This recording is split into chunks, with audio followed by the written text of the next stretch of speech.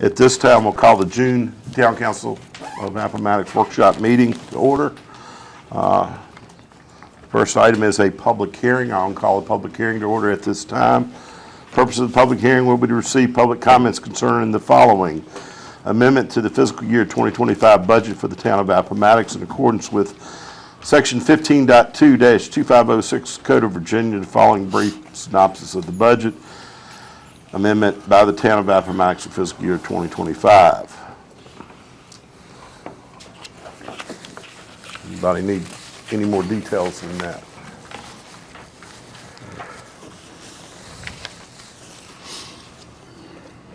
Okay. Any comments from the public?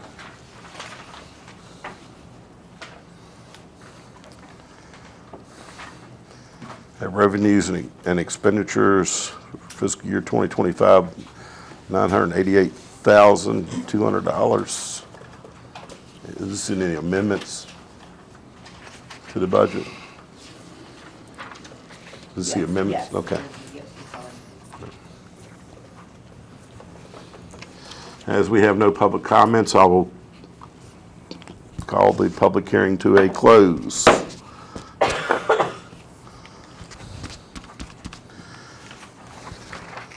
Next item on the agenda, presentation of the audit findings for the fiscal year 2024 by Brown Edwards. Ms. Haley Fox. Ms. Fox. Good evening, everybody. My name is Haley Fox, and I am a manager at Brown Edwards in our Lynchburg office. I've been managing the town's audit for several years now, so I'm very familiar with the operations. Before I start going over your audit report, I first want to thank Kim and her staff for allowing us, providing us everything we've asked for the audit, making it as smooth as possible. I also want to thank you all for allowing me to speak tonight and present the audit. So the majority of what I'll go over tonight is the larger report, the financial report. I won't spend a whole lot of time on the numbers as they are almost a year old now at this point, but I will go over high level of what happened through each fund. So this is a very large report, so I find it helpful to kind of explain each section, so as you're looking through it, you're understanding what you're looking at. So once you get past the table of contents and the introductions, you'll find the independent auditor's report. And this is where we list our opinion on the town's financial statements. And I'm happy to say that the town did receive a clean audit opinion again for fiscal year 2024. And this is the highest level of assurance that we can offer. So congratulations on the clean audit opinion. In this, we talk about how we arrived to that opinion. And we also talk about if were there any changes in accounting principles, accounting estimates. And the town did adopt one new GASB statement for GASB statement number 96, subscription-based information technology arrangements. So if you remember a few years back, the town implemented GASB 87 related to leases, where it put a right-of-use lease asset on the book and a similar liability on the book because you were using someone else's leased equipment or whatever the leased item was. So you were, is essentially a capital asset that was amortized over the lease term. So this GASB is very similar to that, but it's more so for subscription IT arrangements. So if you're using a software subscription, you're having a right-of-use asset that is amortized over the arrangement, as well as a liability for future payments you're going to make to that vendor for using their software. But that was the only new accounting standard for the town this year. Everything else remained the same. We have some other information in our independent auditor's report, and I'll let you read that on your own time. I do want to talk about some of the statements.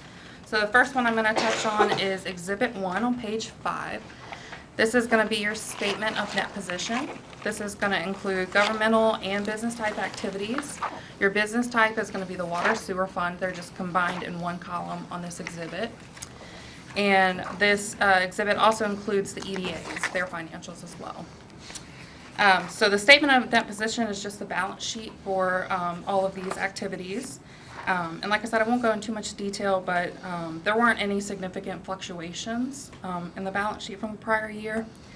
I think it's probably more helpful to spend my time on your income statement side. So I'm going to flip to Exhibit 2. This is the statement of activities for those same governmental and business type activities. You can see down at the bottom, governmental activities did have a decrease in net position of a little under 34,000. And the business type had an increase in your net position of about 800 and almost 93,000. And as I start talking into the fund statements, which are going to be on your next few pages, I'll explain kind of how you've got that change in the your net position. But basically, Exhibits 1 and 2 are just summary pages of the general fund, water, and sewer, and the EDA as well. On Exhibit 3, the next page, this is just going to be the balance sheet for the general fund. Again, very similar to the prior year. There were no major fluctuations here. Down at the bottom, you can see the fund balance at June 30, 2024 was approximately $5.8 million.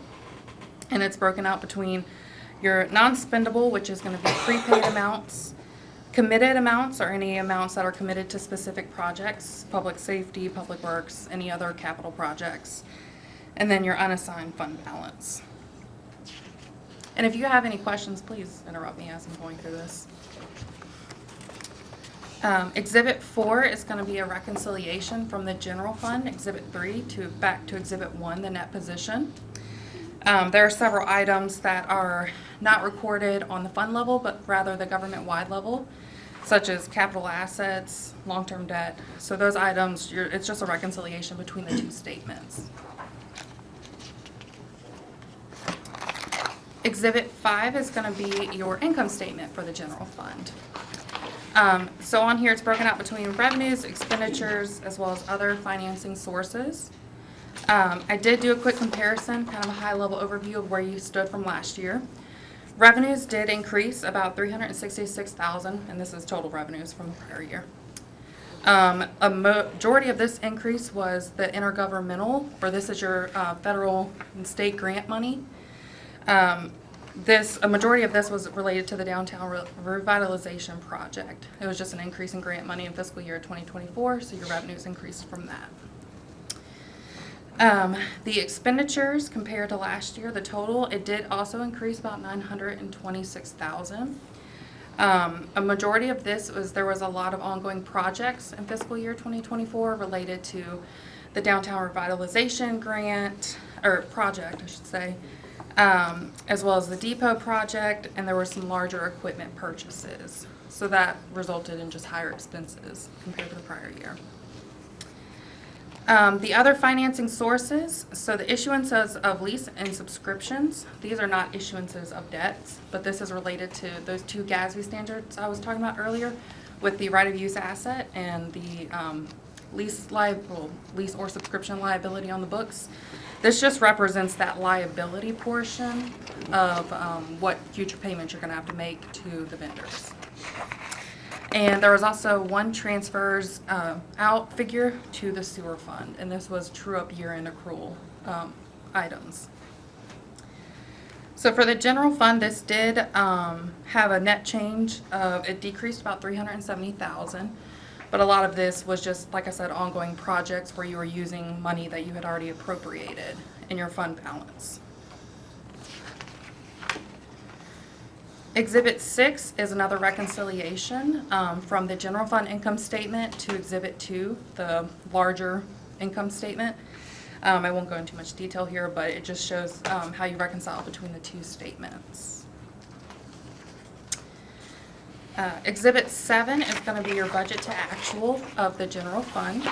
So here it shows the original and final budget amounts as well as what actually happened in fiscal year 2024. As you can see, not a lot of variances. I will touch on some of the key larger variances. Other local taxes did have a variance from the budget. Actual came in about $439,000 higher than the budget. This was just an overall better economy than what was predicted when the budget and with the amendments was. You can see for revenues, intergovernmental did come under about 1.3 million. And this kind of goes hand in hand with the public works expenditures coming under about 1.7 million.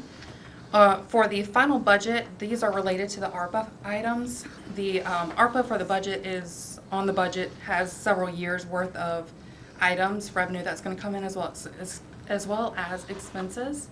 On your actual side, you're just seeing what happened in FY24. So that's why you're seeing a variance. Not only got any less money, didn't spend what was budgeted is for the entire project of the ARPA funding. And I'm going to move on to Exhibit 8. This is going to be your balance sheet item for your water and sewer items. Again, broken out between your assets and your liabilities as well as the net position. And down at the bottom, you can see your net position is broken into two figures, net investments and capital assets as well as your unrestricted.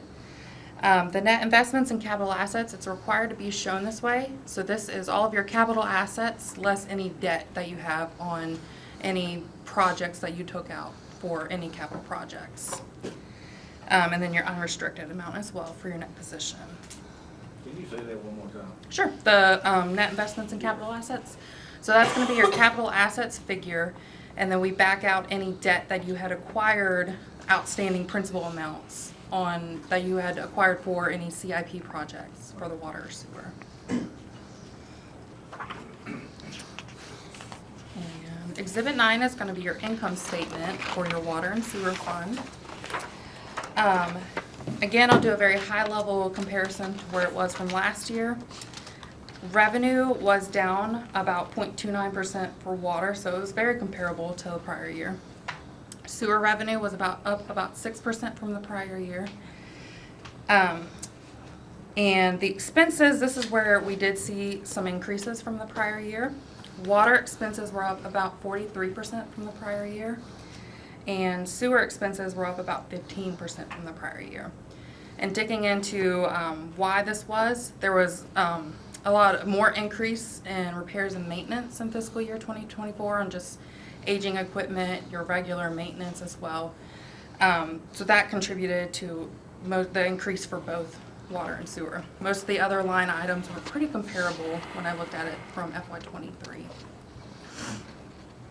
Now with that being said, the water fund did have an operating loss of $222,000, and the sewer had an operating loss of almost $31,000. And I went back through the past 5 years previously from FY24, and of 5 years, the sewer fund was only in an operating income or gain one of those 5 years.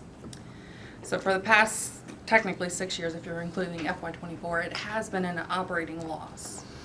I do say that technically the proprietary funds, the way the funding is set up and the accounting, you should be charging enough to recover your expenses for these funds. This is how the accounting of these proprietary funds are supposed to be set up. So we would recommend you all look into the water rates, how much you're charging, because right now, at least over the last 5 of 6 years, the water fund has been losing money. And you can make subsidies from the general fund if you have tax-paying revenues, any other revenues from the general fund. It's okay to do it from time to time if you have a hit in a fund one year because maybe something wonky happened. But we don't recommend that for a long-term use as well, because again, the proprietary funds should be set up to you're charging enough to recover your revenues. If you're having to subsidize continuously from the general fund, well, it's no longer acting like a proprietary fund. It should really just kind of be with the general fund at that point. So just some food for thought about the water fund. Sewer did have an operating loss. It's for the last 6 years, I believe it was 3 of the 6 years that had an operating loss. So the sewer has been in a better position than the water. And if you were to back out the depreciation that isn't under the operating expenses, technically the sewer would have had an operating income. But depreciation is considered operating expense as well, so that's why it had an operating loss. You also see some non-operating revenues and expenses. Federal grant money for both funds related to the Church Street Waterline project, as well as the USDA grant proceeds for the sewer fund. You have some interest income and expense, as well as rent income and other income. So when you add all those together, the water fund net position did increase about $238,000. And again, a lot of that was the majority of the increase. You had the federal grant money that kind of helped replenish the water fund on that side. And the sewer fund did increase about $654,000. And again, with the federal grant money, that kind of helped replenish the net position for the sewer fund.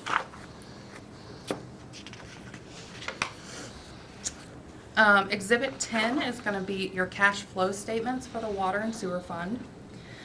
So very similar to kind of what I was just talking about on the income statement side.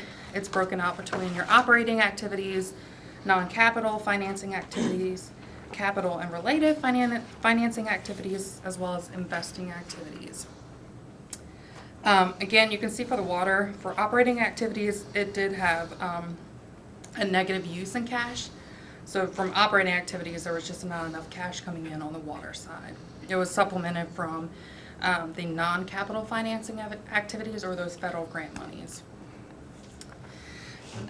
So you can see that water had a decrease in cash from the prior year of $151,000, and sewer had an increase in cash of almost $305,000. And then down at the bottom, we have a reconciliation of the operating loss between both funds to the net cash either used or provided in operating activities.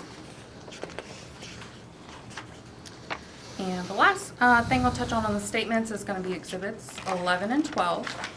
So this is going to be the balance sheet and income statement for your fiduciary or your custodial funds. So this is the tree board and the rose project. So it just shows the balance sheet as of June 30, where the cash stands, as well as the activity that occurred in the year for those two funds. The rest of the report, I will give a very high-level overview. I feel like the statements are more important to go over in depth. There is probably about 60 pages of notes that go along with these with the statements. I would encourage you, if you have questions, obviously feel free to ask me.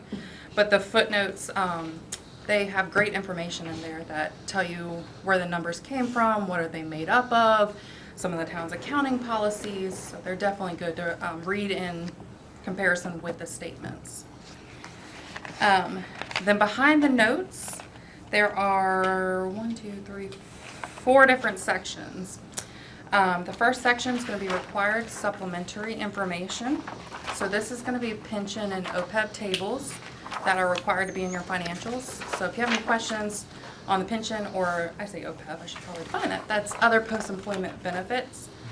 Those are tables of how the actuary came up with those figures for your pension liability. I'm just on page Let's see. 46. 46. I'll take it. Sorry, I wasn't flipping through. Yes. So there are several tables in here that, like I said, point out how the actuary came up with your net pension liability as well as your net other post-employment benefits liability, as well as a schedule of the contributions for both. Behind this section of the report, starting on page 47, is going to be the other supplementary information. So this is a more detailed breakout of the EDA's financials. The EDA, like I said, is included on exhibits 1 and 2, and this is just more detailed breakout that we just don't have at the face of the financials. Behind that schedule, we have, starting on page 50, supporting schedules. So this is a detailed breakout of the general fund's budget to actual. It reconciles back to Exhibit 7, like I had talked about earlier, but this just gives you a way more detailed breakout of individual line items of the general fund and where it stood with the budgeted amount. And behind that section, starting on page 54, is the other information section. This is several tables that shows you 10 years worth of data between revenues, expenditures. There's good information in here. So if you're wanting kind of a comparison of where things have stood over the last 10 years, I would definitely refer you to these several tables that are in this section. And the last major section that's in the financial report is the compliance section. The compliance is made up of 3 different parts. So the first part is internal controls. So along with auditing your numbers for each fund, we also look at the controls that the town has in place to either prevent fraud or detect and correct. We don't look at all the controls, but we get an understanding of the key controls that would prevent this or detect the fraud. I will say that we did have one significant deficiency related to segregation of duties. This is not a new comment for the town. You all have had this comment for several years now. It's very common in smaller localities to have this finding based on their size of their staff. Sometimes council and management has to weigh whether the cost-benefit analysis. Do you hire 3 more people to fully segregate all these duties? Or is it not really beneficial to hire however many more people you would need to? With that being said, the management does have in what we call compensating controls. So I'm going to pick on Kim because she's over there. Say she could do X, Y, Z, and really X, Y, Z should be 3 people's jobs. Because she could do X, Y, Z, there is a compensating control in place where someone checks behind her to make sure she's not doing anything she's not supposed to be. But we still have to list it just because in an ideal world, all these duties should be fully segregated. But it's not a new finding that the town has. The second portion of the compliance is that because the town spent over $750,000 federal funding in fiscal year 2024, you were required to have a single audit. So that is where we take a more detailed look of your federal funding you spent and make sure it was spent in accordance with the grant agreement. Any reporting that was required to be made to the granting agency was done, items of that nature. On page 68, you'll see a schedule of these federal expenditures that were spent for the town.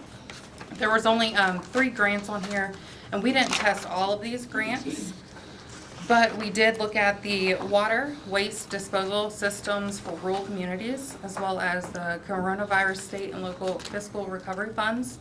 That's your ARPA funding. We did test those 2 grants, and I'm happy to say we had no compliance findings out of those, so everything checked out for those 2 grants. And the last portion of your compliance is because you are a locality in the state of Virginia, the Auditor of Public Accounts, the APA for short, requires us to make sure that there are several things you all are following by the state code. And one of those is the Commonwealth of Virginia disclosure statements that the EDA board members have to file. We have to make sure they're filed on time every year. When we looked at those statements this year, 2 of the 7 statements were not filed by the deadline. So that was just one finding we had under that. And behind that, you'll see a summary schedule. It's going to be on page 71. This is, we're required to put in the prior audit findings and kind of where they stand. You'll see the segregation of duties is, like I said, still a continuing condition that the town has. As well as the Commonwealth of Virginia disclosure statements. When we did this test in fiscal year 2023, there was also, I believe, 1 that was not filed by the deadline. And that is all I have for the financial report.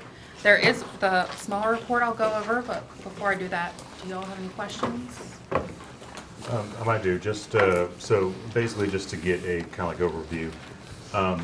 Our balance basically for our net position is up, but a lot of that comes from our federal funding, correct? Yes. Okay. Revenue is increasing basically on the governmental side. When it comes to our Yes. business sides, they're going down. Yes. Expenses are, you know, of course, continually increasing. I only have really 2 questions, Okay. just to figure out things more clearly. Just across all the municipalities across the state of Virginia, are we kind of in the norm when it comes to our population level, our income per capita, when it comes to how we finance our how we do our segregation of duties, how we work with OPEB, to balance that out. Are we kind of in like a normal benchmark with all those? I would say on your general fund side, so as far as like the tax revenue, any of those revenues, yes. Okay. You are in comparison with other localities.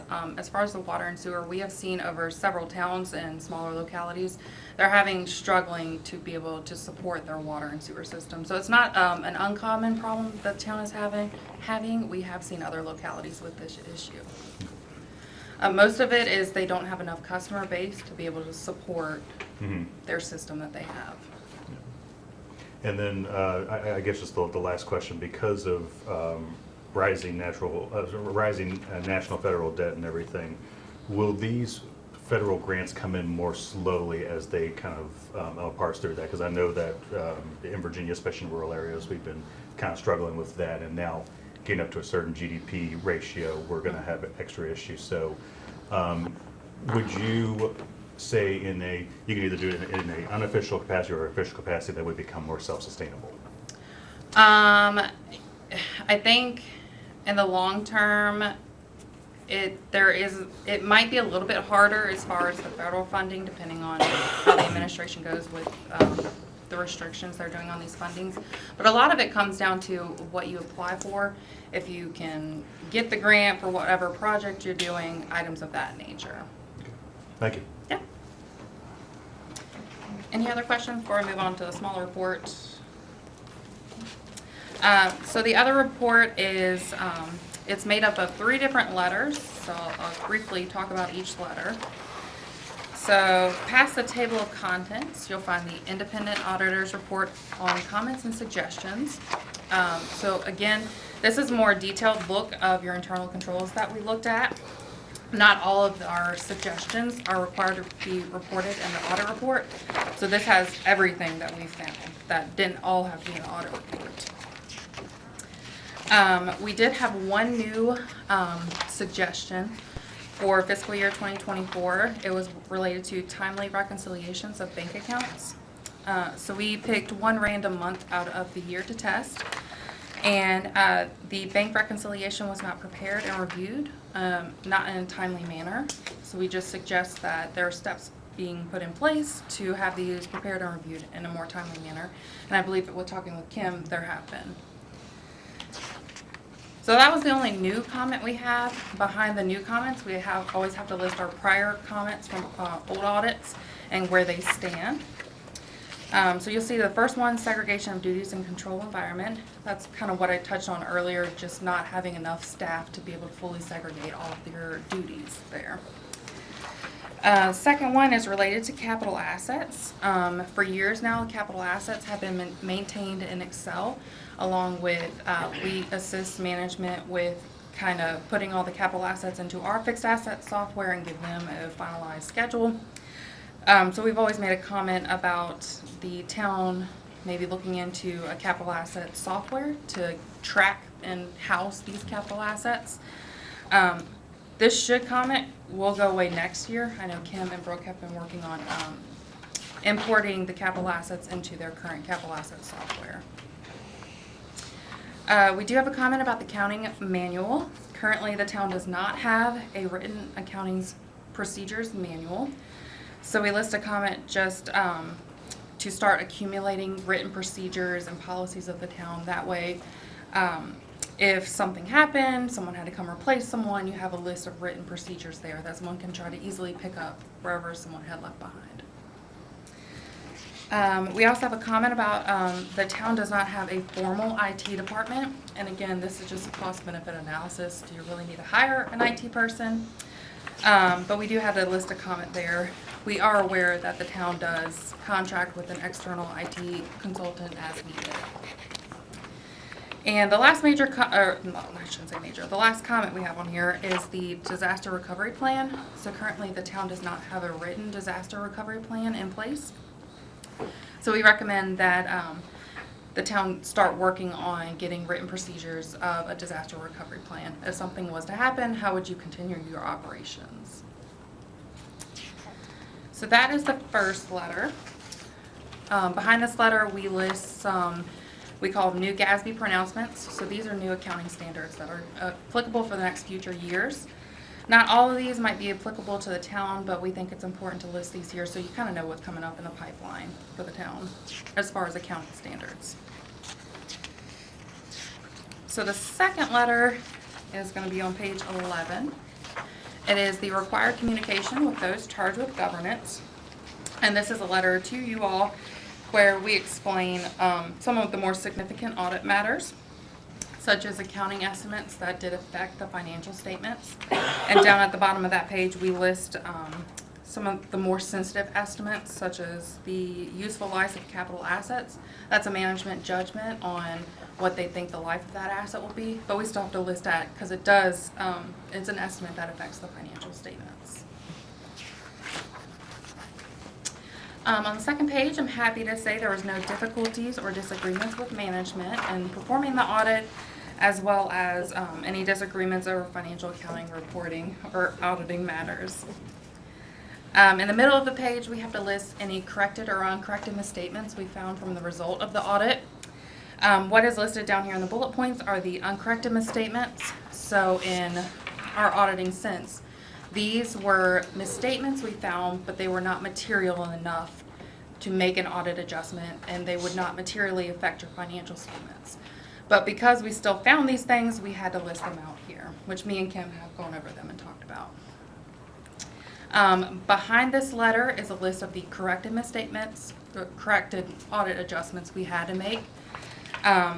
And some of those we made kind of in coordination with the external CPA that's hired to clean up the books at year end. And then the last portion of this letter, we talk about if there was any other audit findings or issues we had, which we did not, as well as other matters that we applied limited procedures on, such as your required supplementary information and the financial statements. And the last letter, it's going to be starting on page 16. So this is a letter that was signed by key management people of the town. And it is a letter from them to us, basically stating they've provided everything for the audit, they're not aware of any fraud or misappropriation of assets, and that they take responsibility for the audit. And those are the 3 letters in that package. And that is all I have to present on tonight. Do you have any questions for me? I did want to say we've already scheduled the fiscal year 2025 audit to occur in, I think, mid to late September. So we are on track to get that completed, and it is our goal to have it done by December this year as well.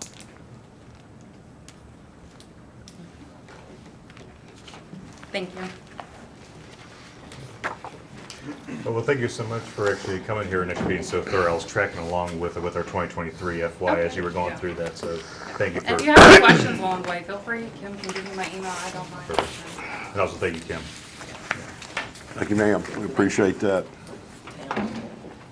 Good staff, we appreciate y'all's hard work on getting all this together for us and supporting them. All righty. Next, from CHA to present the I&I water infiltration study findings. Hello, everyone. Thank you for having me. I'm Earl Smith with CHA Consulting. We've been working with the town for some time. I work out of the Blacksburg, Virginia office, and I did not need a GPS to get here. I spent a lot of time here, and I'm pleased to be here with you tonight to talk more about the progress the town has made in their sewer collection system primarily. And the current phase that we're just now wrapping up is what's referred to as a sanitary sewer evaluation survey, and that is for your sequencing batch reactor sanitary sewer basin. And I'm thinking that other than David and Tori, maybe not refer to Appomattox that way frequently. So north of Confederate Boulevard, that is the basin we're referring to. And that's where the sewer flows by gravity to your treatment plant. So that's why it's referred to that way. And we just wrapped that up for the town, and I'm looking forward to going through it with you. Next slide, please. But before we get started, I'd like to just spend a few minutes talking about the work that we've already completed in the basin that's south of Confederate Boulevard, the former trickling filter sewer basin. So next slide, please. So CHA has been working with the towns actually since 2016, so almost 10 years, to reduce inflow and infiltration in your collection system. And, you know, that primarily targeted the trickling filter, the basin south of Confederate Boulevard. And if you look what I described there briefly, just for context, inflow is what you might expect to get from storm runoff running into a manhole, where infiltration is where you would get groundwater coming into a broken pipe, a joint steel that's leaking, something along those lines. And really that rainwater or groundwater, it doesn't belong in your sanitary sewer collection system, and it can easily overwhelm the capacity of the system and the treatment processes that are operating at your wastewater plant. And back in 2016, CHA assisted the town in getting some USDA Rural Development Program funding, primarily grant funding, and I've been working with Kim on that for many years. So, next slide, please. So CHA, primarily me, managed multiple I&I mitigation construction projects. You might even recall seeing some lining crews out around town in the southern part of the town, and even some dig projects. We did the Morton Lane project that was probably primarily more visible than some of the other projects. And those were locations really where rehabilitation of the sewers wasn't possible just because of their condition. And we did about $3 million worth of construction, wrapped that up in 2023. And we did see a significant reduction in inflow and infiltration, and it benefited the new pump station that's at the former trickling filter plant site. And next slide, please. The next logical step then is work north of Confederate Boulevard in the SBR basin. So next slide, please.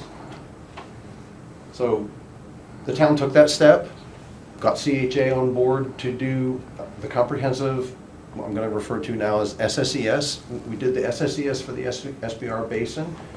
The field investigations took place throughout 2022 and 2023. We did comprehensive flow metering. That's where we actually measure the amount of flow in your sewage collection system. And that flow metering is very helpful in identifying where we need to do the work. We did pipe and manhole inspections, and we did smoke testing, which I'll get into later. And in conjunction with the analysis of the sewer pipes and manholes, we also did an evaluation of 6 of the 8 pump stations that are in that basin, and then took that information, collated it, analyzed it, and put together a report and provided it to the town. Next slide, please. So this is the sequencing batch reactor sanitary sewer basin, again, north of Confederate Boulevard. I think you could probably recognize Confederate Boulevard. I'll point it out briefly. But this Confederate Boulevard right here, so we're north of there, and everything really in red is the area that we targeted for this study. About 94,000 feet of sanitary sewer pipe in the ground. Seems like a lot. About 341 manholes and 8 sewer pump stations. We know just from the age of the assets in the system that we know it's in better condition than the trickling filter basin. That's why we started in the trickling filter basin first, because we knew that work was more necessary there. Next slide, please. So the first phase was the comprehensive sewer flow monitoring. And really what that flow metering does is really hones in on areas where the collection system is experiencing high levels of inflow and infiltration, particularly inflow. And I'm going to step over here just to point something out. You can see this is the meter we had down on Patricia Ann Lane. And you can see that the dry weather flow, when it's been a week or so with no rainfall, is, let's say 83. But then the peak 15-minute period goes all the way up to 982. So that's a 10x, more than 10x peaking factor we refer to, where the flow in the system as a result of the rainfall increases by more than 10 times.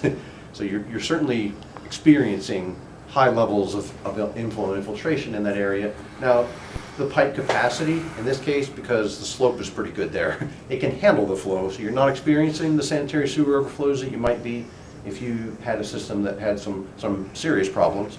But there still is a reasonably high peaking factor. Next slide, please.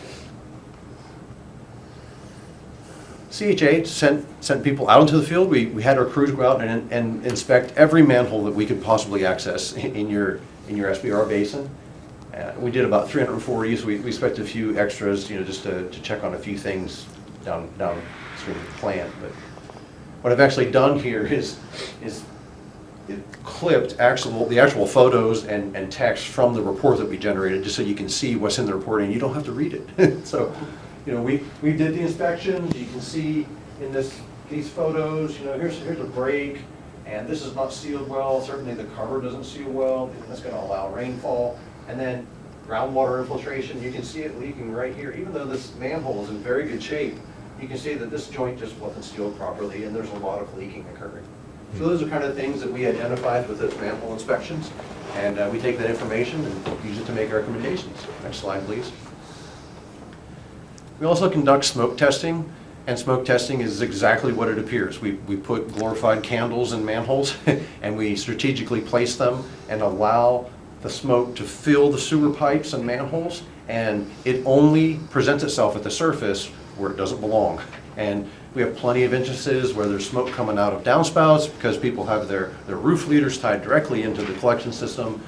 We didn't experience that here, but what you see on the left there is very common. It's a clean out stack that's just outside the home. It's not sealed properly. It's probably been hit with a lawnmower. In fact, that one, you can see it coming out of the center. That's the most common issue. And that allows rainfall to enter the system. And that cleanout stack allows a little bit of rainfall to enter the system, and the next one, and the next one, and it really does add up. And the photograph on the right shows a manhole. Again, just like the one I showed you in the previous photograph, it is not sealed, and really you can see this in a low-lying area. Not very much water ponding would create a significant amount of inflow going right into that manhole. So that's what the smoke testing identifies for us. We're put it on a map, and we use that as part of our analysis. Next slide, please. In conjunction with the field investigations where we actually have humans doing the work, we also have CCTV inspection of the sanitary sewer pipes themselves. So they put a camera on a small tractor that can make its way through the pipes, and these inspections give you a real-time image of what the condition of those pipes are. And it's very valuable for not just capital project planning, but also for operational purposes. And I went ahead and put 2 photographs in the report that I feel like kind of is indicative of what we would be looking to identify here. You can see the image on the left. That is clay pipe. Clay pipe, very stable, but also during installation, very easy for the contractor to make mistakes. And you can see that it's been broken. That primarily means that the backfill was not done properly, so vehicular traffic over top of it or whatever else has broken the pipe. That allows root intrusion. Tree roots love sewer. They're going to enjoy those nutrients, so they are going to create a lot of problems for flow. And so that's a good example there of a break in the pipe that's allowing root intrusion and also infiltration, certainly. And then the one on the right is maybe a little bit more severe, where that pipe is very broken up, and it really probably should get a repair soon. And it could be just a point repair where David has a crew go out and dig up 10 feet of the pipe and just fix that piece right there. It really depends on what the rest of the pipe is like. But I felt like those were indicative of what we would be looking for in the closed circuit television footage. And really that also gives us an indication of where the infiltration is occurring. Next slide, please. So we also went to pump stations that Jeff Elder had identified as being in need of evaluation. And really, what we found is the pump stations were in reasonably good condition. And we did not make any recommendations for significant renovations to the pump stations other than standby generators. And this is just a stock photo that I got off the internet from Romec, or Romtech Utilities. I put a little blue dot on the generator. permanent standby generators allows David to sleep at night when there's a significant storm ravaging the town, because when power goes down, the pump station is not going to overflow, because the standby generator is a diesel motor, is going to kick in, and it's going to run that pump station in some capacity until the electricity is restored. So we did make a recommendation to put 6 diesel generators at those 6 pump stations. Next slide, please. So we put together all of that information, we did the analysis, and created what, the sanitary sewer system evaluation study like we had discussed. The SSCS really ultimately shows the northern part of your system to be in relatively good shape. And we did come back with recommendations to rehabilitate less than 2,000 feet of sanitary sewer pipe with cured in place pipelining, and that's what we did in the trickling filter basin. It was very successful. And that's where they pull a sock. They pull a liner inside the pipe. It gets cured with hot water or even UV light, depending on the epoxy they use. And it creates a sealed pipe. It's a full structural replacement that is quite literally replacing the pipe from within. I will say, however, that process is done by specialty contractors, and 1,600 feet is really not enough to attract a contractor to the town of Appomattox and give you a good price. I do a lot of work for municipalities along the I-81 corridor throughout Virginia, Southwest Virginia, where there's really not enough work to attract the contractor without the bid prices being elevated some. So it's just understood that that's just the way it is. They have the opportunity to send a crew to the city of Baltimore and do 180,000 feet. Obviously the pricing is going to be different there. So that's something we have to take into account. And then rehabilitation of 140 manholes. So less than half of the manholes have a defect that requires some type of rehabilitation. And rehabilitation is usually, and we've had a lot of success with this, the contractor goes into the manhole and he sprays cement on there. The cement is a specialty cement. It's resistant to hydrogen sulfide gas corrosion that is very prevalent in sanitary sewer systems. And it's 9,000 PSI, that you go to Lowe's, you buy concrete, you put it on your sidewalk at your house. It's usually 3,000 PSI concrete. So very strong, fully structural reinforcement of that manhole, and it is also impervious to infiltration when done correctly. And then also we recommended installing the 6 standby generators that I mentioned before. And the overall project cost there is about $2 million. And really that's, for a basin that size, that age, probably means that it's a good shape. It doesn't need all that much work, but it does have needs. And we took the SSCS, we took that study, and we put it in a format, a preliminary engineering report, that can be used for applications to the federal and state funding programs for future projects. So however the project gets funded, that preliminary engineering report is ready to go with that application. So we provided that to the town, but wait, there's more. Next slide, please. During the SSES, we did discover the sewer pipes in Confederate Boulevard itself is alarmingly bad condition. So next slide, please. I don't want to spend a lot of time on it because I know Tori and David did a good job of presenting it in the February meeting, but the CCTV inspection did show severe deterioration in Confederate Boulevard, and what has happened there is a lot of the pipe in Confederate Boulevard, the sanitary sewer pipe, is concrete, and it's susceptible to the hydrogen sulfide gas corrosion.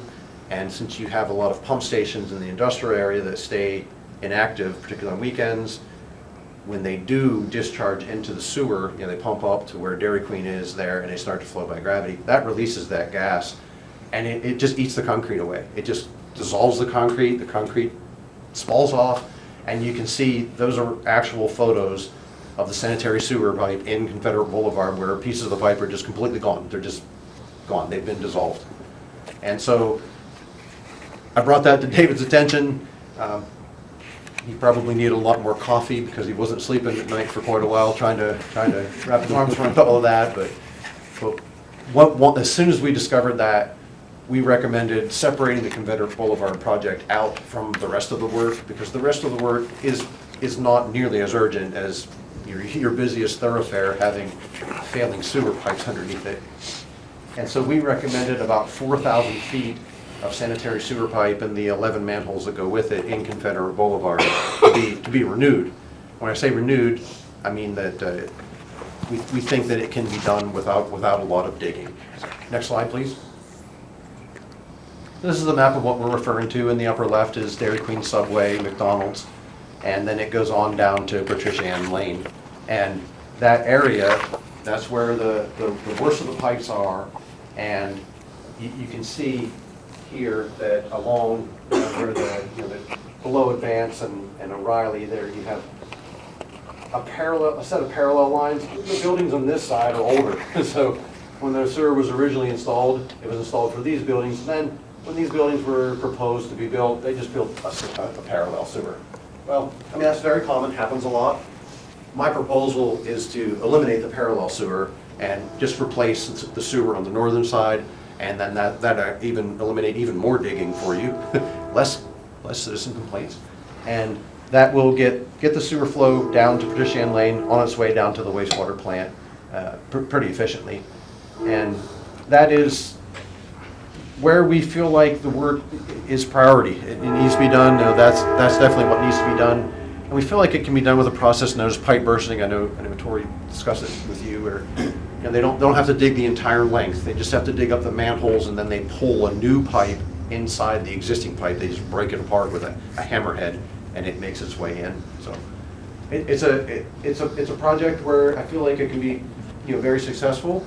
And I hesitate to call it an emergency. Certainly not an emergency. Really, what you're looking at, more likely, even though some of the pipe is missing and it's quite literally just a hole in the ground, what you're probably facing more likely is the collapse, where you'd have a dry weather sewer backup. And that's expensive for the town from a liability standpoint. It's emergency work.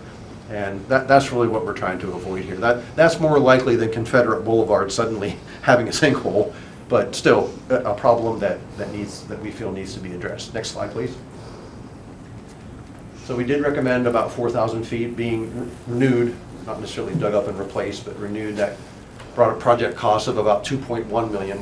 So that's in addition to the $2 million we identified just for infiltration, inflow and infiltration. So we provided, again, that evaluation for that specific project in a separate preliminary engineering report, so the town could use them separately. Apply for funding for Confederate Boulevard, apply for funding for future I&I projects.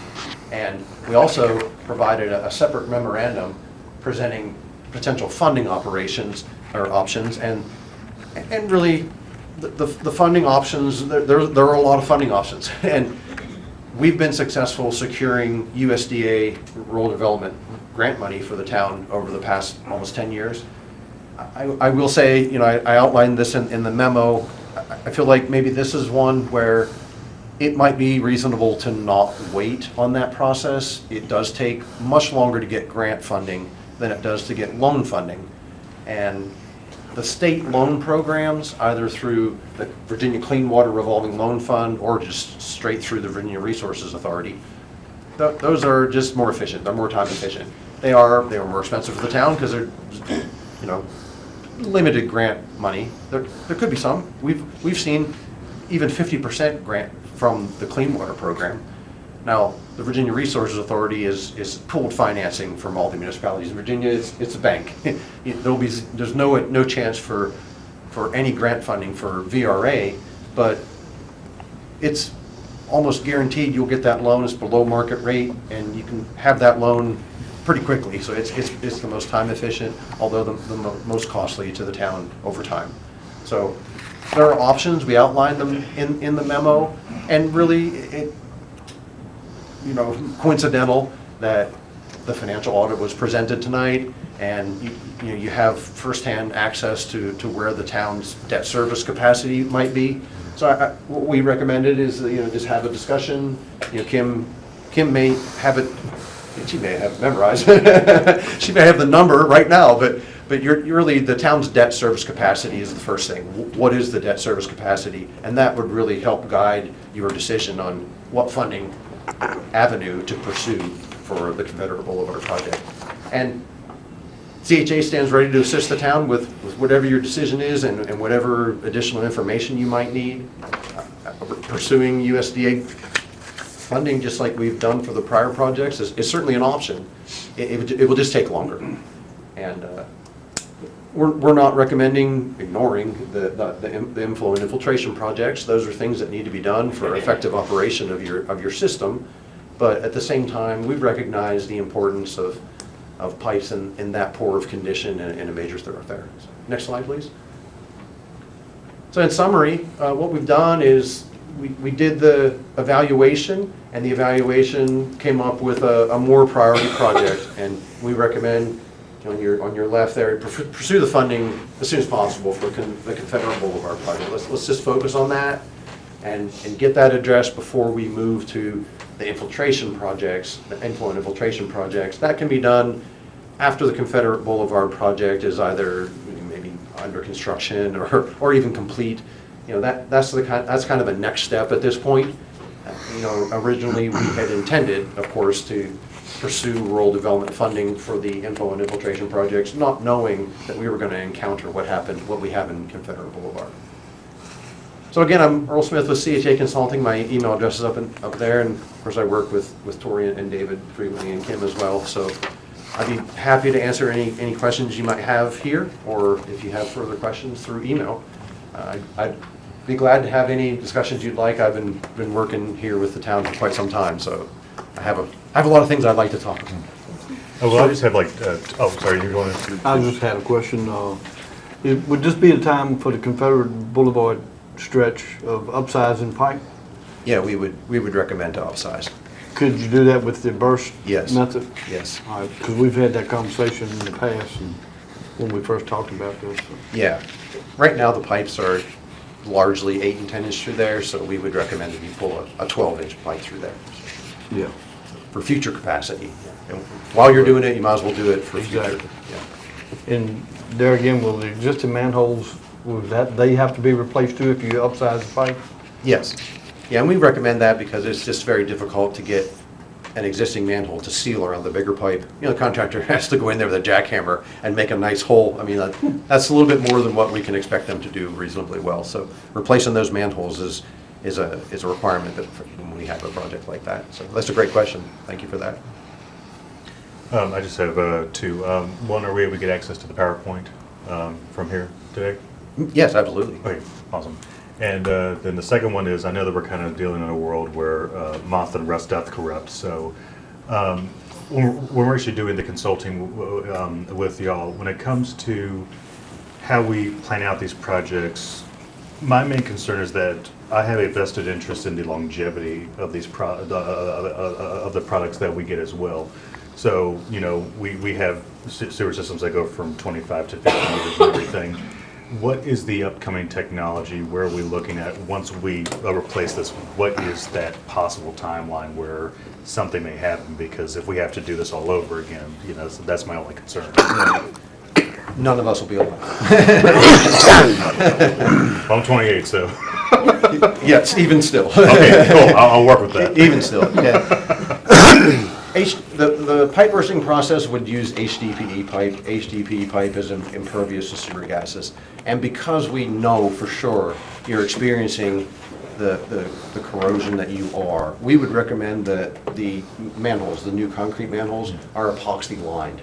So then that way they also would be impervious. So, and I probably will stop short of recommending the composite manhole frames and covers. I'm sure David and his staff are more likely to prefer the cast iron, the real durable manholes. Now the cast iron can actually be rusted away with very high levels of hydrogen sulfide gas. I don't think you're getting that here, so I'll probably go ahead and stick with the standard cast iron. But if it, on the receiving manholes that are up near Dairy Queen, maybe consider composite manhole frames and covers for, just like you said, to make sure that not have to do this ever. Like, So what is the total construction consist of? I mean, we're talking about like single lane closures or closing off the whole road or?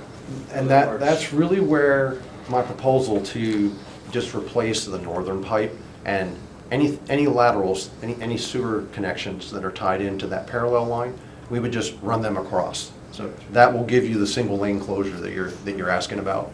And that's how I think, because otherwise, the contractor's going to want to try to do detours. That's not going to work here. VDOT's not going to allow that. So yeah, Kimberly, she's not going to allow that. So we're confident. And I just drove it again today just to.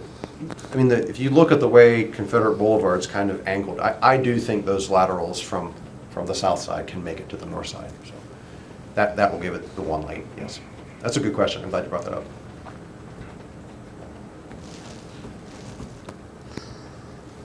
Okay, well, thank you for having me, and we've enjoyed working for the town all this time, and look forward to more projects. So, thank you. Take care. Thank you, Mr. Smith.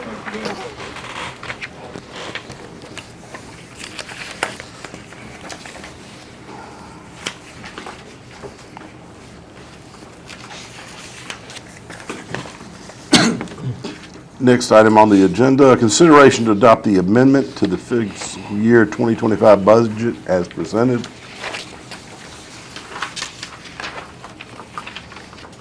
Move to adopt.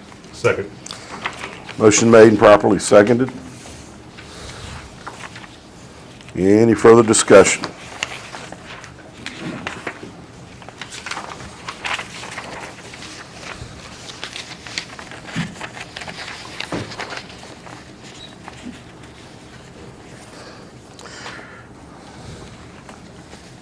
Roll call. Roll call. By roll call vote, Mr. Boyce. Yes. Mr. Cardwell. Yes. Mr. Garrett. Yes.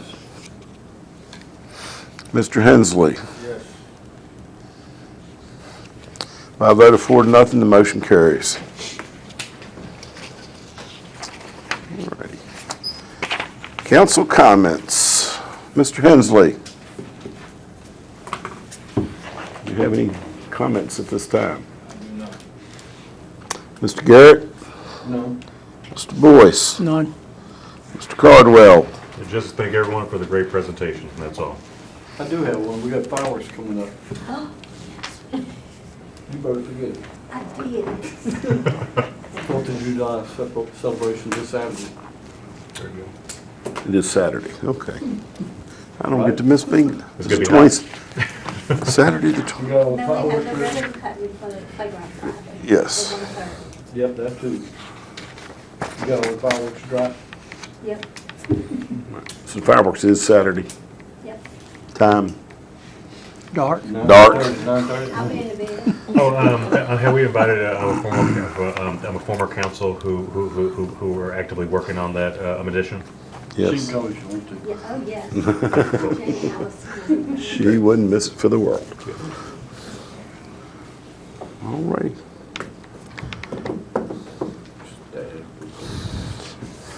All right, staff reports.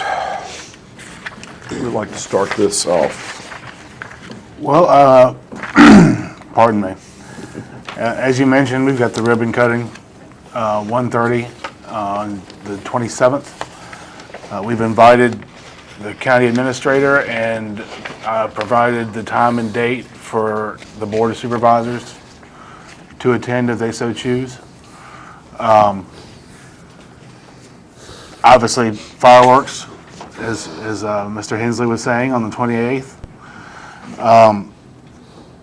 I would just like to point out kind of a recap of the situation that, you know, what we've been with these great presentations we've gotten today. Reiterate that for, I think it was 4 or 5 of the last 6 years, 5 of the last 6 years that we've been operating in a deficit in these enterprise funds. We've just been shown what I assume to be probably tighter than an order of magnitude, but at the same time, if you don't have a plan, you can't really hammer down an estimate. You've got over $4 million in capital outlay for sanitary sewer. It has nothing to do with our water. And it does need to be done. Even the $2 million portion for the I&I, setting aside Confederate, simply because of how many times we get really close to our capacity at our wastewater treatment plant. And that's, a large part of that could be the infiltration, obviously. So, and our unassigned fund balances are, like, the town can't pay $4 million right now to just do these things. We would have to get a loan, or we really need to get a grant. And then, again, that doesn't address our water situation. I will let you know that we are working with our team to try to figure out, we're essentially going to have to provide you all with a new rate study. And we're going to have to explain to you and to our residents, depending on which path we decide to go down, what rates would have to look like in order for everything to be not just solvent, but for us to be able to repair, replace, and look forward for economic development purposes or growth, what the rates would have to be to meet those objectives. And then ultimately, we'll also have to look at what we need to do for general fund revenues, because like many other small, small localities, especially, I've been at VLGMA and I've been at the Small Towns Conference, and I've been talking to everybody I can who is like us. They're a utility provider, they're small. One of the issues that all these localities face is they just don't have the users. They don't have enough users. It almost becomes a boutique service, and now it's a absolutely necessary service. It has to be provided, but economy of scale is a thing, and so what many, if not most, of these localities have done, and continue to do, is they subsidize their utilities with their general fund revenue, which, when you start going down that path, as we were informed by our auditor, and as you may know, at that point we really don't have an enterprise fund. It's not really the way to do it anymore. So I'm not trying to end the meeting on a down note, but I just want to make sure that we take away from all the hard work that was put into all of this, the actual what we've got to deal with moving forward, and the problems that we need to solve. And I will say that I think we can solve them. I think we will solve them. So there is that. And that's all I have. Thank you, sir. I have one more question. Has any study been done? You said it's up 10% from normal flow and rainfall. Has any data been collected, or can you tell how many gallons that equates to over a year's span? Because it don't rain every day, so I'm just curious how many actual gallons that we're treating that we shouldn't. Yes. Because the numbers you give makes you think it's every day, but it don't rain every day, so. Yeah, the numbers I just provided an example, and it was actually a 10x, so it's not 10%, it's actually an increase of 10 times. 10 times what, Yeah, okay. Put another zero on it. It's busy up there, yeah. Yeah, Yeah. so it is very significant, the amount of, and it's, During the rain. yeah, it's rainfall and groundwater that's being treated, it shouldn't be treated. It just creates problems for your treatment process, and at the same time overwhelms the ability of the pipes to convey it to your plant. And correct me if I'm sorry to interrupt you, but I just want to make sure. I think that particular instance that you showed, normal flow was roughly 9,000 gallons. Yeah. So 90,000 gallons in a rainstorm where we have a SBR plant that's capable of what, David? 300? Yeah. That's what it's supposed to be. That's almost a third of the capacity. It, one spot. I'm just trying to picture and help picture what we're looking at, because I know on the trickle and filter side, I think we cut it in half, almost half, than what we were treating. Yeah, the rehabilitation is very successful. And it sounds like this side's gonna be as equal to me, is what I'm seeing, so. It's in our best interest to find a way to fund this to make it happen. When you did the smoke test, was there many areas that was leaking? I mean, did you find a lot of leaks? I think recognizing that area of your system is in relatively good condition, and relatively good condition. For its age, it is in good condition. There's a lot of PVC pipe, actually. Generally, PVC pipe does not have infiltration problems. A lot of the manholes are precast concrete manholes instead of brick. As David knows well, the brick manholes can be very structurally sound, but they are just not watertight. And so since you do have a lot of precast concrete manholes and a lot of PVC pipe, a lot of plastic pipe gives you really, it allows you to, ignore a lot of the system. But you do have enough of the older pipe and older manholes that are contributing to the infiltration, where it's something that needs to be looked at. So I can't tell you that our smoke testing identified a lot of problems, because it really didn't. But at the same time, I think the previous statement about how, now is the time to address it is relevant.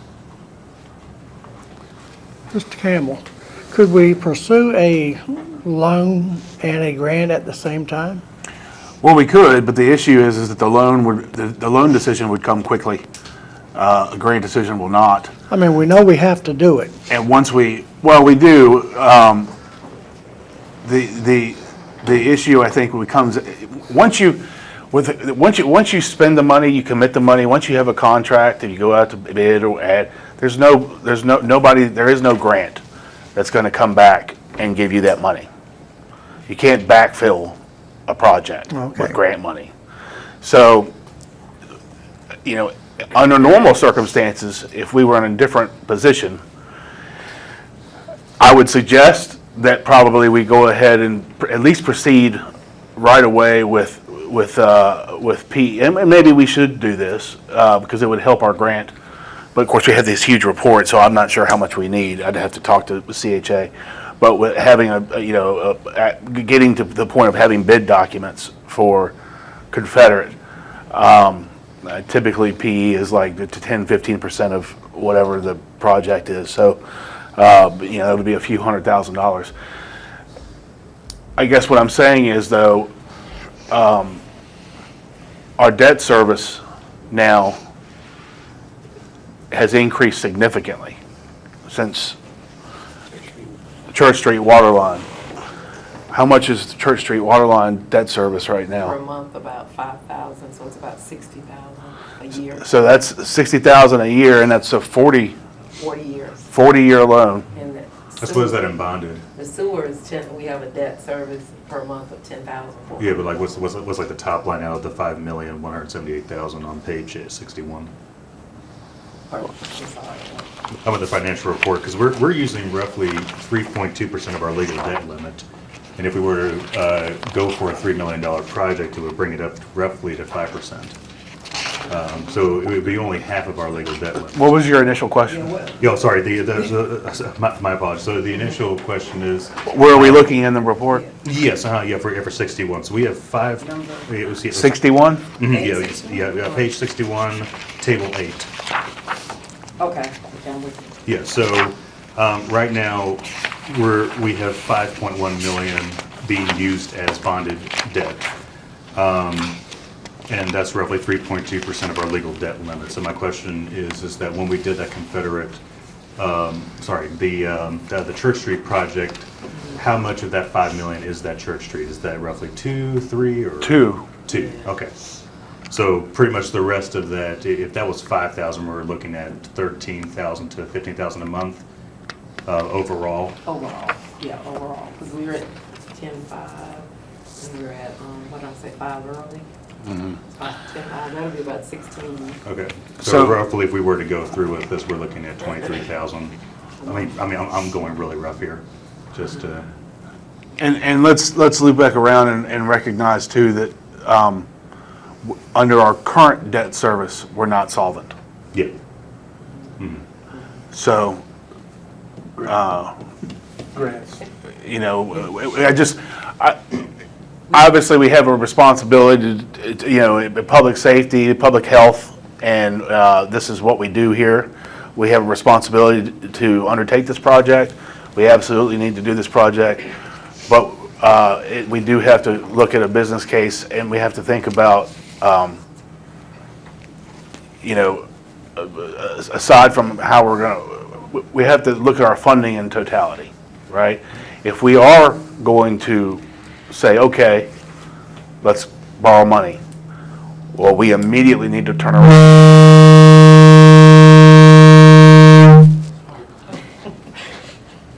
We really immediately need to turn around and look at servicing that debt with rates.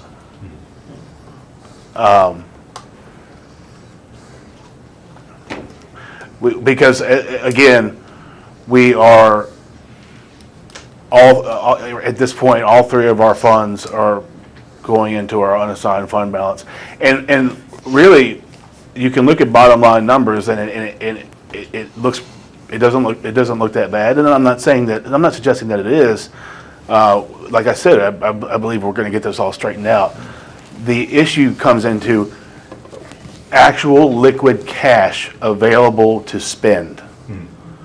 We do not have that much of it. That bottom line, those bottom line numbers are way more than what we actually could stroke a check for right now. Yeah. So, Yeah, so I mean, basically, our goal with the water and sewer rates is that we get it up to operating income instead of operating loss. And then in order to do that, if we were to use loan debt, we would have to bump both of those to get that above it in order to be solvent as well. right, I mean, for every dollar we spend, we have to bring in at least what we spend. Yeah. That's just like any other person, your personal finances or a business's finances. And really, I've said this before and I'll reiterate it, it's vital, and here we are. This is a prime example of why you need to be this way. Our sanitary sewer fund and our water fund, even if they're combined or what, no matter how you look at it, there should be a 35% net on top of the operating expenses. And when I say net, it really never is a net. I don't know a better way to tell you what I'm saying. 35% of it is a good number, because that's the money that you have to put in proactive maintenance, replacement, projects. That's so you don't get to this point. So that when we have these studies from CHA and they've TV'd all of our lines, maybe we know. I'm speaking hypothetically. Maybe we know in 5 years that we'll have 8,000 feet of line that could be lined. And that would solve the problem generationally. Well, then we would have the money to stroke a check if we had to do that. If we, that's, right now, it's the skin of our teeth. So, we're gonna do a much more comprehensive look at all of this at the regular meeting coming up.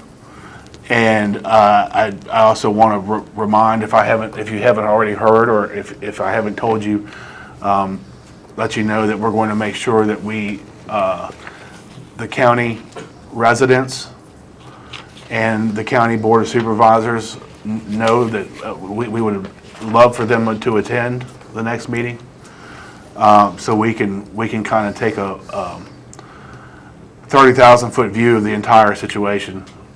And that way people can gain an appreciation of the whole picture.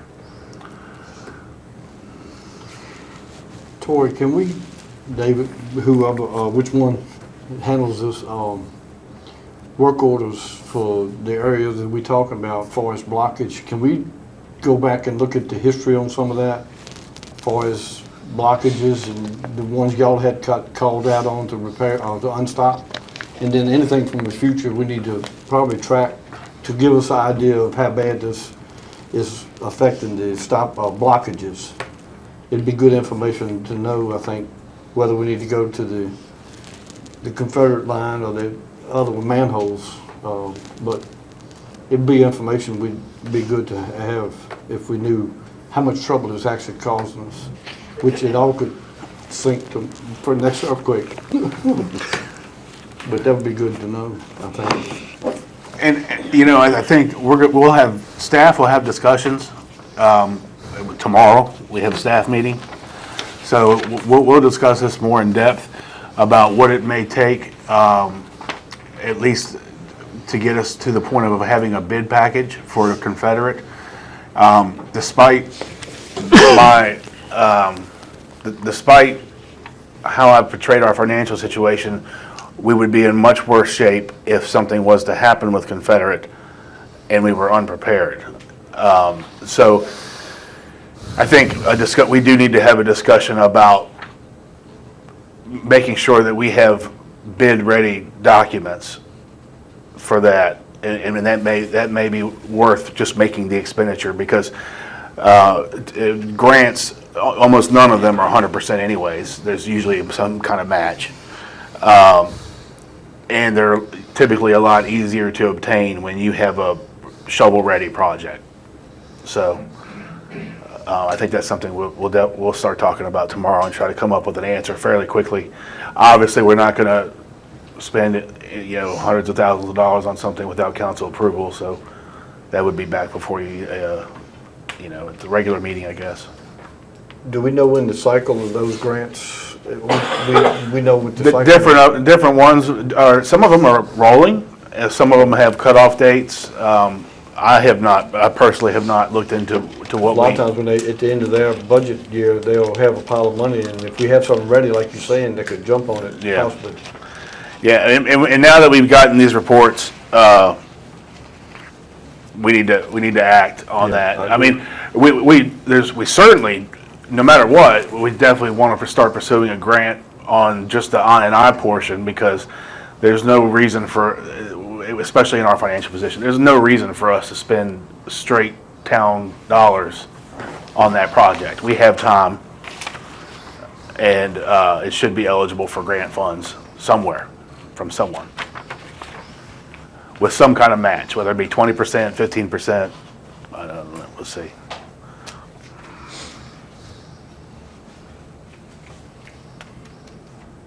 Do we know when the last time they were upgraded? 50-some years ago. Huh? 50 or 100 years ago. Some of them been in it since the town. So. Just pick a number.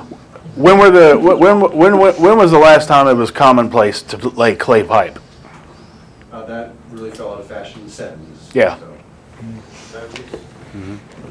50 years. You guys know that Bill Slagle, he was here in 1974, and he was telling me about the pipes that they laid around that time. So we're coming up to that 50-year time frame.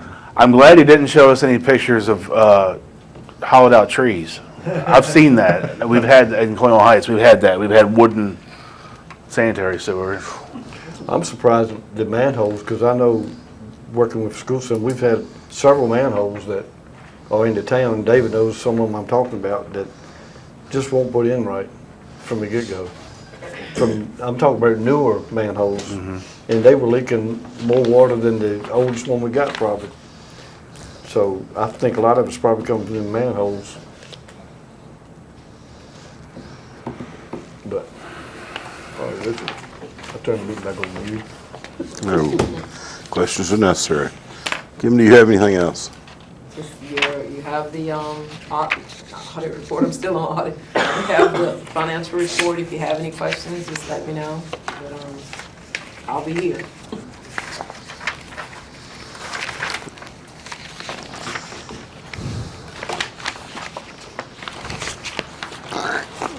Oh, I do want to mention you have your next year's budget. Should be in front of you too. That'll start in the next week.